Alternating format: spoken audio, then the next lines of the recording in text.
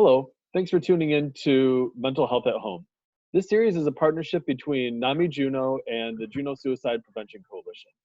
I'm Aaron Surma, I'm with the Juno Suicide Prevention Coalition, and I'm here today with Rachael Woods, who's a counselor in the teen health centers in our high schools, and is also a newly minted private practice therapist. So Rachel, thank you. Appreciate your Hi. willingness to be a part of this and to Yeah. help share different mental health topics that are relevant to people both right now while we're in quarantine and things that are going to be relevant going forward. And you graciously offered to talk about telehealth and you're bravely weathering your cat's tail.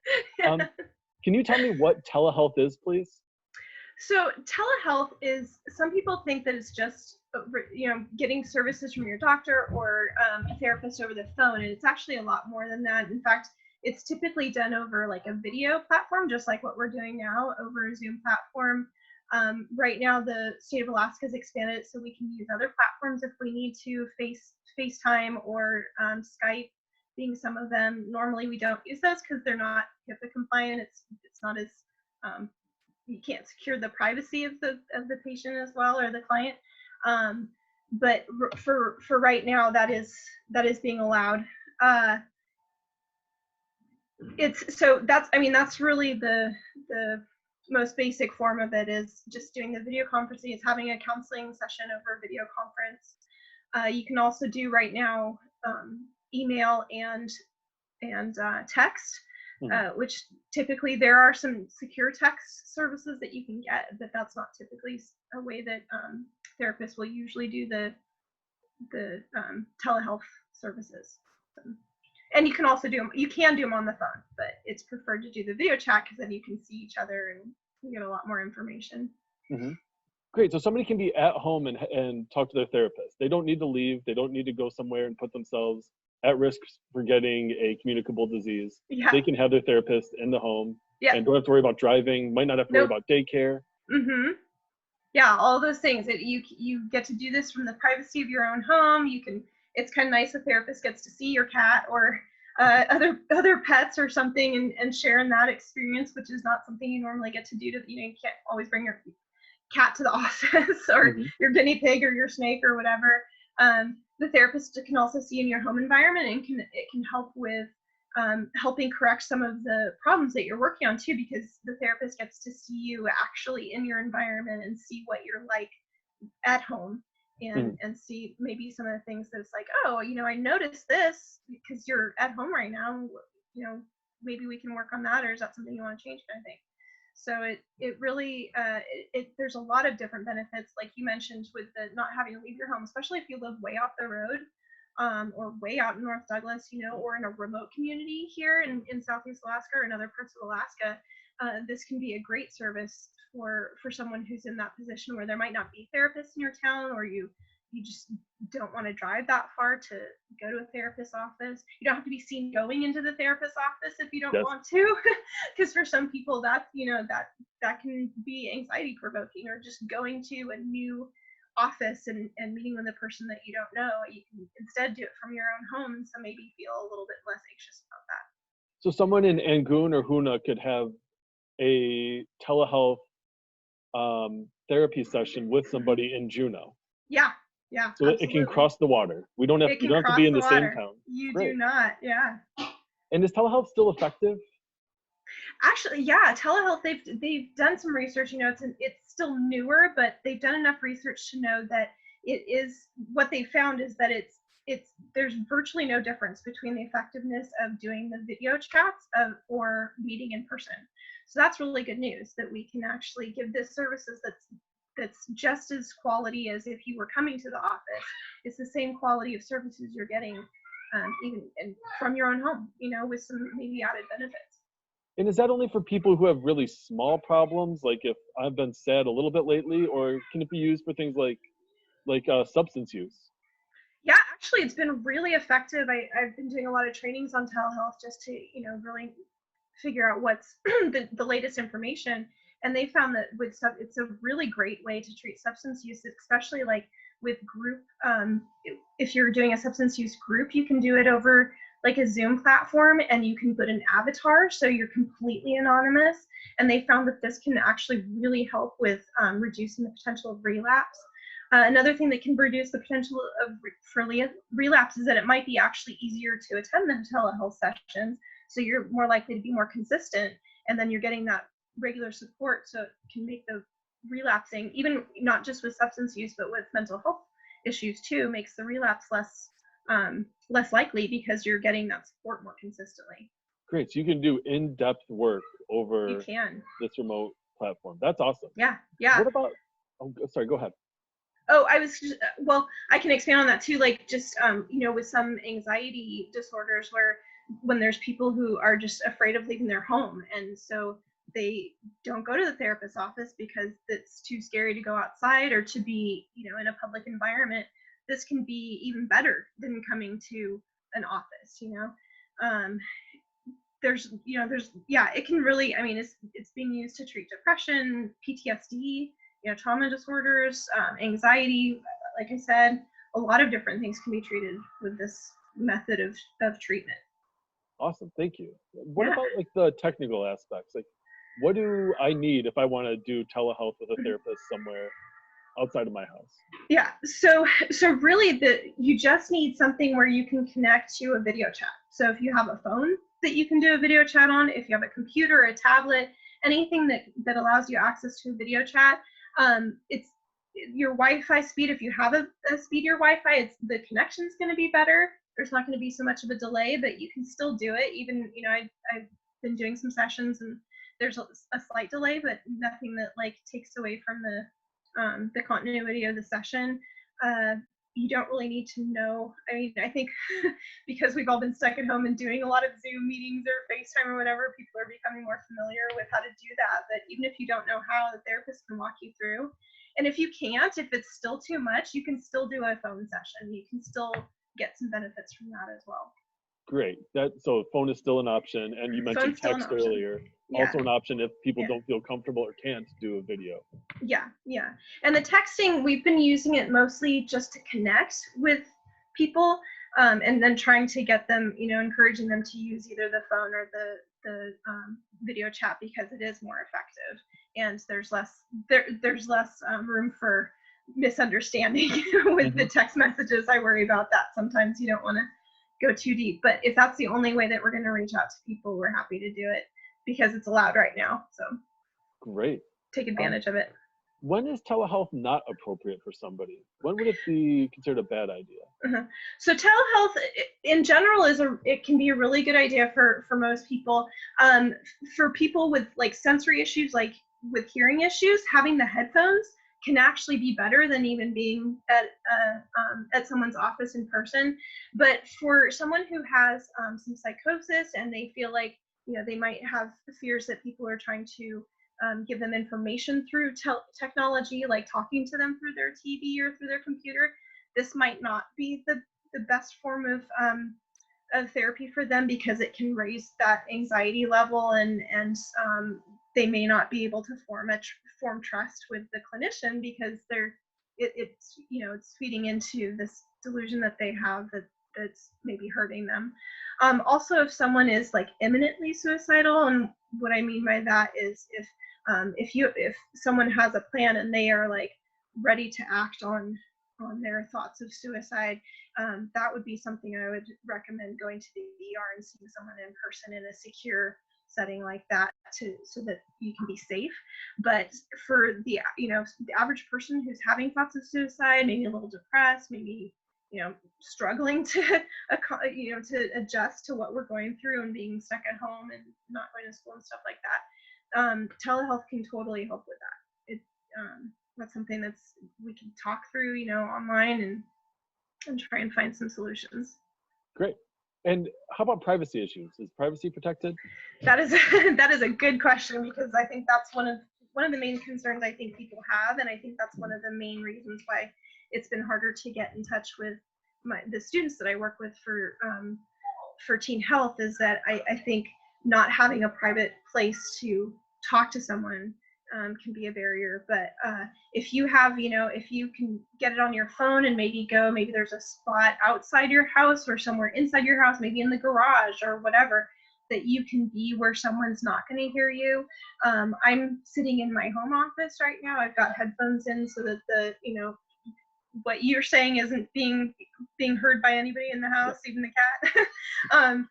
But finding that private location that's going to be quiet, using the Zoom, like I talked about the HIPAA compliant software. Typically therapists are going to use a software that does protect privacy and where your information can't be stolen and isn't going to be accessible.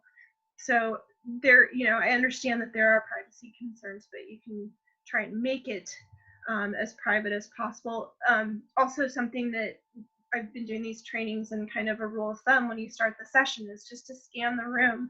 The therapist can scan the room and show the client that there's nobody else there, and something like that. So those are ways that we try and protect the privacy of the clients when they do their telehealth sessions. And so like all the same privacy stuff applies when I see you in person. And then there's also, it seems like there's like an added benefit if you're in a different community. Like that person you're talking to lives somewhere else. Like you're not going to see your therapist at church on Sunday. Right. Yeah, that was, and I had shared with you earlier, I used to live in Wrangell, and Wrangell's a much smaller town than Juneau. And so when I was seeing people for therapy, they felt safe sharing with me in the therapy office, but then I could see that they would get uncomfortable and they would see me in the community at the grocery store or something like that. And so for people in those small communities where it is, you just run into everybody, having a therapist that you're not going to run into unless you come to Juneau, maybe, that can, I think, really increase the trust level and the openness too, of being able to feel like you can open up to this person and it's not going to come back to you. Yeah. Great. How about family health? Like, does it work talking to multiple individuals? If you're working with like a child and the parents, can you make telehealth work in that setting? Yeah, you can. They've the research. What I read about the research is that kids as young as 6 can use telehealth successfully. It's a little, therapist has to get a little bit more creative and try and do some play therapy over the computer screen, which is definitely more challenging than being in the office. But it can be great as like a parenting tool too. So doing part of the session with this is a great way to actually see what the parents are going through at home and help guide them through it, and then maybe have offline, either on the phone or before or after the session, talking with the parents separately to kind of problem solve and have that just a little bit more of a connection without all the interruptions that you might have in a family session. But as long as if you can set up a computer and then have everybody sit and oh no, Rachel, I can't hear you anymore. Oh, there we go. Now it works. I think it was just a little blip there. That's fine. Yeah. So you said have the family together, and then what? Yeah. So having the family, like if they could sit on their couch and just put the computer, or sit at their dining table and just put the computer where it can see the camera can see everybody, or just being honest. Okay, this is who's in the room, and then maybe focusing the camera on each individual as you work with them. There's different ways you can work with your therapist to see and do what works for you. So yeah, Great. It can definitely be used for family sessions. And does insurance cover this? Can I use my Blue Cross Blue Shield and have a telehealth appointment with somebody? Yeah. So I know that Blue Cross Blue Shield does. That is one that I can absolutely say that they do cover telehealth. Medicaid is covering telehealth sessions now. So you really just have to check with your insurance provider, but it seems like most insurance companies, I haven't really come across any that aren't using the telehealth right now or covering the telehealth. And I think especially with our hunker down status, I think that all of the pages that I've looked at are expanding and saying, okay, if we weren't before, we're definitely covering it now, because otherwise you can't get an appointment. Yep. And speaking of appointments, like how do they get made? How would I find somebody? What does an appointment look like when we're just talking over FaceTime or Zoom? Right. How does all that work? So an appointment, first I would say check with your insurance and make sure that your insurance will cover the telehealth if you're worried about that. Or a lot of therapists take out of, don't bill insurance, but they'll give you the invoice to get reimbursed. So if you're just willing to pay that fee up front, you can, go ahead. But what my experience has been that getting a telehealth session, getting scheduled for a telehealth session is actually a lot faster, another benefit of it, than getting scheduled for an in the office visit. My husband had to fill a prescription like a couple weeks ago, and was able to get a telehealth session to get the prescription refilled that day. Like he saw a doctor that day. So that can really be one of the benefits is getting that appointment sooner. Good places to look for a therapist is juneaumentalhealth.org. That'll list, most of the providers in Juneau. Also, Psychology Today. If you I found Psychology Today because if you Google a therapist name, that's usually the first thing that pops up if they're listed on there is another contact, and then it'll give you their information. And right now, most people's pages have, because of COVID-19, what they're doing and if they're offering telehealth or what they're doing with that. So those are good places to get that information. I'll when in doubt, just do a Google search, and find, I think you can come up with something if you do that. But yeah, I would say those are the two main sources I would look for is juneaumentalhealth.org, Psychology Today, and it'll direct you to that person's website or, give you their information to figure out how to set an appointment up. And then you'll just, you would go over, they'll go over that with you and the whole getting into the session and making that happen. And so somebody in Skagway or Haines or some other place, they don't need to just search for somebody in Skagway. They can look for somebody in Southeast. They're really statewide, because my understanding at least is that the telehealth rules are statewide. So if you're an Alaska provider, you can talk to somebody in Bethel. You can. Yes, you can. And that's great because it expands our resources so much. And do you know if there's any local provider organizations that are seeing people over telehealth, or is it just private practice folks? Yeah, I actually, I looked it up. I know JAMI, JYS is doing telehealth, Teen Health, we're doing telehealth. We're not getting a lot of kids that are doing it, but we're doing it. A lot of private practice clinicians I've seen on their Psychology Today profiles that they are offering that. Search is actually offering it too. I saw on their page that they're offering it, and they're kind of a pioneer. They've been doing this for a really long time, just a little bit differently, where you would go to a search office and they would have a closed circuit video thing set up with someone in a different location at another search office. And so that was how they maintained the privacy, was by just doing that closed circuit. So I'm sure they're probably still using those, but probably doing Zoom too. So. And I'm not going to ask you to list specific ones, but if someone in Juneau can't get an appointment there, like they could look for somebody in Anchorage too, right? They could call mental health providers in Anchorage and say, hey, do you do telehealth? Yeah. I think Anchorage would be a great place to look because they're going to have more providers available. So. Great. And what about you? Where can we find you? How do we get in touch with you? If I'm a teenager and I want to access you through Teen Health, how do I get in touch? And if I'm a general person in the community, which I am, how do I get in touch with you if I want to set up an appointment? Yeah. So for Teen Health, I've been sending out emails to the students' email addresses, and for the ones that I have their phone numbers, I've been contacting them for the kids that I've seen. But if they go to Juneau Douglas High School, Thunder Mountain High School, Yakusaki High School, they can get in touch with us either by just emailing Rachael Woods at Juneau Schools, or emailing one of their advisors or one of their teachers. One of the school counselors know how to get a hold of us, so they can just email them, and then they can provide us with the information. We can we have a phone number just for Teen Health.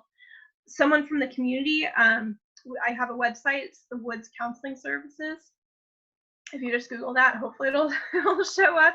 I'm also on juneaumentalhealth.org and Psychology Today. So those are a few places. And there's a Facebook page now, the Woods Counseling Services. So those would be, for me specifically, how to get in touch with me. Great. Rachel, thank you so much for your time. This is You're a ton welcome. of helpful information. I hope so. You did a lot of good prep work for this. I really appreciate all the work you put in and available to us. And to anybody watching or listening, thanks for tuning in. This is Mental Health at Home. We're doing this the month of May 2020, but these videos will hopefully live on after that. My name's Aaron Surma. I'm with the Juneau Suicide Prevention Coalition. We're doing this with NAMI. And please remember that even though we're socially isolated, we can stay connected. If you're worried about yourself or a loved one, you can call the Alaska Care Line at 877-266-HELP. You can also text 741-741, and a trained crisis counselor will be available to you 24/7. So stay connected, be protected. Thanks, everyone. Thank you.